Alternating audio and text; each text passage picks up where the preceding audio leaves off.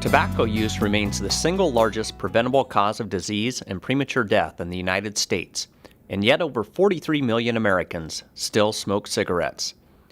New guidelines now recommend that certain high-risk groups can benefit from lung cancer screening with a low-dose CAT scan.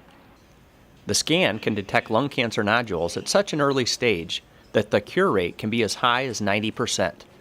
Dr. Rudy Lackner, a thoracic surgical oncologist, says only about 25% of lung cancer nodules are found in the early stages. Many of the cancers that are diagnosed nowadays are in former smokers.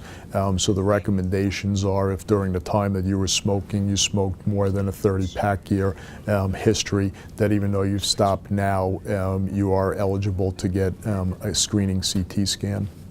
What that means is if you smoked 1 pack a day for 30 years, half a pack a day for 60 years, 3 packs a day for 10 years, and you would qualify. The current recommendations would suggest that if it's you've stopped smoking within the past 15 years, then you could certainly be considered for it.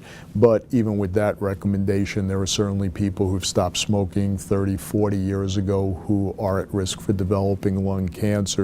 And after appropriate discussion with your primary care physician, it may also be worthwhile for you to consider it, even though it's been a longer period of time. If you are unfortunate enough to have developed a lung cancer due to your smoking, if you wait until symptoms develop from your lung cancer, you are often at a more advanced stage of disease.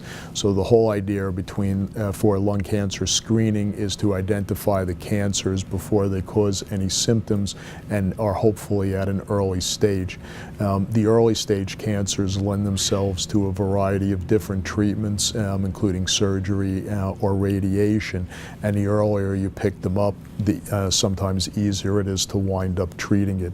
So for any particular individual who's not having symptoms but has a lung cancer that's picked up by screening, they oftentimes will be found at an earlier stage and then do much better. Lung cancer is the most common cause of cancer death in both men and women in the United States. It causes more deaths in women than breast, cervical, uterine, and ovarian cancers combined. Because of these new recommendations, some of the major insurance companies are now covering this screening.